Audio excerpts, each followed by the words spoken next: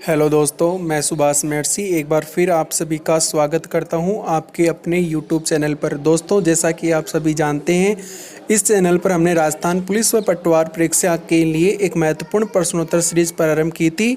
उसी सीरीज को आगे बढ़ाते हुए आज हम जीव विज्ञान पार्ट फर्स्ट इस चैनल पर शुरू करने जा रहे हैं।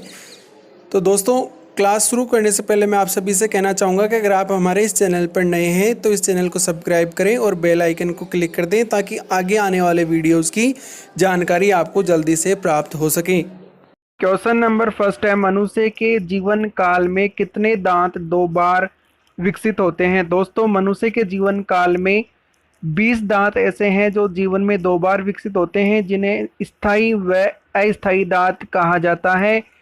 क्वेश्चन नंबर 2 हमारे पास है, मानव शरीर में पाचन का अधिकांश भाग किस अंग में संपन्न होता है। तो दोस्तों, भोजन के पाचन का अधिकांश भाग छोटी आंत में संपन्न होता है और यह कुल भोजन के पाचन का 80% यानी कि 80% होता है। क्वेश्चन नंबर 3 हमारे पास है, मनुष्य में पाचन क्रिया कहाँ प्रारंभ होती है। दोस्तों, मनुष्य में पाचन की क्रिया का प्रारंभ मुख में होता है। जब आप मुख में भोजन ग्रहण करते हैं तो लार स्त्रावित होती है और उसी लार में एमाइलेज या अल्फा एमाइलेज नामक एंजाइम पाया जाता है जो भोजन का पाचन प्रारंभ करता है। क्वेश्चन नंबर 4 हमारे पास है, सर्वप्रथम रक्त परिसंचरण तंत्र का अध्ययन किसने किया था। तो दोस्तों, सर्वप्रथम रक्त परिसंचरण तंत्र का अध्ययन विलियम हार्वे नामक वैज्ञानिक ने किया।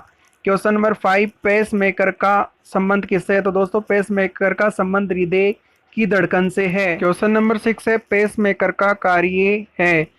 तो दोस्तों, पेस मेकर का जो कार्य होता है वो दिल की धड़कन का प्रारंभ करना, यानी हृदय की धड़कन का जो प्रारंभ है वह पेस मेकर के द्वारा किया जाता है। क्वेश्चन नंबर 7, गति प्रेरक किससे संबंधित है। तो दोस्तों, गति प्रेरक का संबंध हृदय से होता है। क्वेश्चन नंबर 8 हमारे पास में, किनकी भित्तियों पर रक्त द्वारा डाले गए दबाव को रक्तदाब कहते हैं। तो दोस्तों, धमनियों की भित्तियों पर लगने वाले दाब को ही रक्तदाब कहा जाता है। क्वेश्चन नंबर 9 हमारे पास में, सोते समय रक्तदाब में क्या परिवर्तन होता है। तो दोस्तों, सोते समय रक्तदाब है वह घट जाता है। क्वेश्चन नंबर 10 हमारे पास है, मानव रुधिर का पीएच है। तो दोस्तों, मानव रुधिर का जो पीएच है वह होता है 7.4।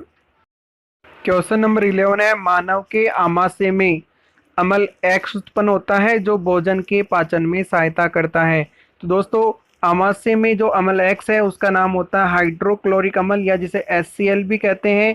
ये जठर ग्रंथियों के द्वारा स्त्रावित होने वाला एक प्रकार का जठर रस होता है जो भोजन की पाचन की क्रिया में सहायता करता है। क्वेश्चन नंबर 12 हमारे पास है, मानव शरीर में खून के शुद्धिकरण की प्रक्रिया को कहते हैं। तो दोस्तों, मानव शरीर में खून के शुद्धिकरण की जो प्रक्रिया है उसे डायलिसिस कहते हैं। क्वेश्चन नंबर 13 हमारे पास है, पाचन क्रिया में प्रोटीन किस पदार्थ में बदल जाते हैं। दोस्तों, पाचन क्रिया में जो प्रोटीन होते हैं वह एमिनो अम्ल में परिवर्तित हो जाते हैं। क्वेश्चन नंबर 14, वह अंग कौन सा है जो मानव शरीर में ग्लाइकोजन के रूप में कार्बोहाइड्रेट को जमा करता है। दोस्तों, मानव शरीर में ग्लाइकोजन को कार्बोहाइड्रेट के रूप में जमा करने वाला अंग यकृत है। क्वेश्चन नंबर 15, पित्त किसके द्वारा उत्पन्न किया जाता है। तो दोस्तों, पित्त जो है वह यकृत के द्वारा उत्पन्न किया जाता है।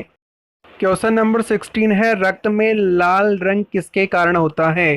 दोस्तों, रक्त का जो लाल रंग है वह आरबीसी के कारण होता है, यानी कि लाल रक्त जो है वह आरबीसी यानी कि लाल रुधिर कणिकाओं के कारण होता है। और इन लाल रुधिर कणिकाओं में मुख्य रूप से हीमोग्लोबिन नामक तत्व पाया जाता है। क्वेश्चन नंबर 17, हीमोग्लोबिन में होता है। दोस्तों, हीमोग्लोबिन जो है यह एक प्रकार का लोहा तत्व होता है। क्वेश्चन नंबर 18 हमारे पास है, शरीर में हीमोग्लोबिन का कार्य क्या है। दोस्तों, सर रुधिर में पाया जाने वाला हीमोग्लोबिन लोहा तत्व होने के कारण यह ऑक्सीजन के परिवहन में सहायता करता है, यानी कि हमारे संपूर्ण शरीर में ऑक्सीजन का जो परिवहन है वह हीमोग्लोबिन के द्वारा होता है। क्वेश्चन नंबर 19, हीमोग्लोबिन किसका महत्वपूर्ण घटक है। दोस्तों, हीमोग्लोबिन जो है वह आरबीसी का मुख्य घटक होता है। क्वेश्चन नंबर 20, हीमोग्लोबिन का कार्य क्या है। दोस्तों, हीमोग्लोबिन का प्रमुख कार्य होता है ऑक्सीजन के परिवहन में सहायता करना। नंबर 21 हमारे पास है, लाल रक्त कणिकाएं यानी कि आरबीसी कहाँ उत्पन्न होती है।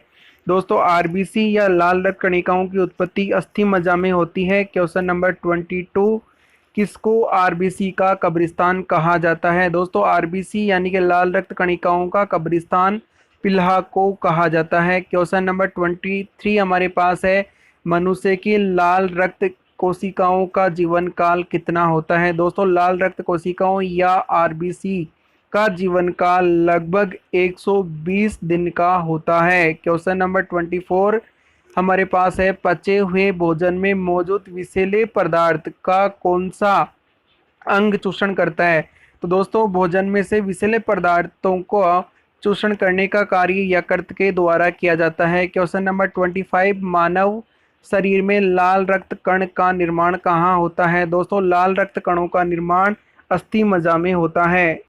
क्वेश्चन नंबर 26 है, एक वयस्क पुरुष के लिए सामान्य हीमोग्लोबिन मात्रा प्रति 100 ml रक्त में कितनी होती है? तो दोस्तों एक वयस्क पुरुष में हीमोग्लोबिन की मात्रा 5 ग्राम प्रति 100 ml रक्त में पाई जाती है।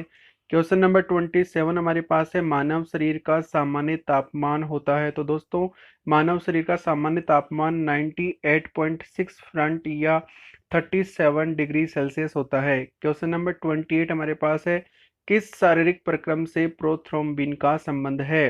प्रोथ्रोम्बिन का संबंध मानव में रुधिर का थक्का बनाने या रक्त जमाव से होता है। क्वेश्चन नंबर 29 हमारे पास है, शरीर में सबसे बड़ी अंतःस्रावी ग्रंथि कौन सी है? दोस्तों शरीर की सबसे बड़ी अंतःस्रावी ग्रंथि अवटु या थायराइड ग्रंथि होती है।